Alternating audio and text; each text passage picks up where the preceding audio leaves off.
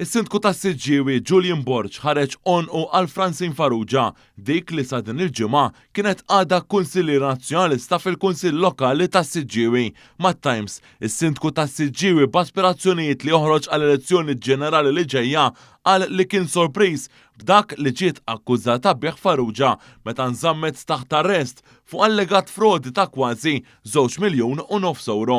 Qal li kull ma qabbada dejjem għamlet fil-Kunsill Lokali u qatt ma fallit twettaq xogħla fil-Kunsill Lokali. Julian Borg inkariga lil Francine Farrugia mill-aġġudikazzjoni ta' tenders li jagħti l-Kunsill Lokali immexxi minn maġġoranza nazzjonalista.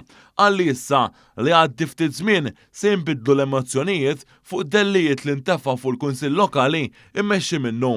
Julian Borg daħal jaħdem l-Emcast ftit xhur wara li Francine Farrugia bdiet taħdem il-pagi tal-ħaddiema tal-Emcast fejn allegatament wettqet il-frodi billi tefet kważi 2 miljun euro fil-kont tar-Revolut personali tagħha u ma' 9 miljun euro fil-kont bankarju personali tagħha.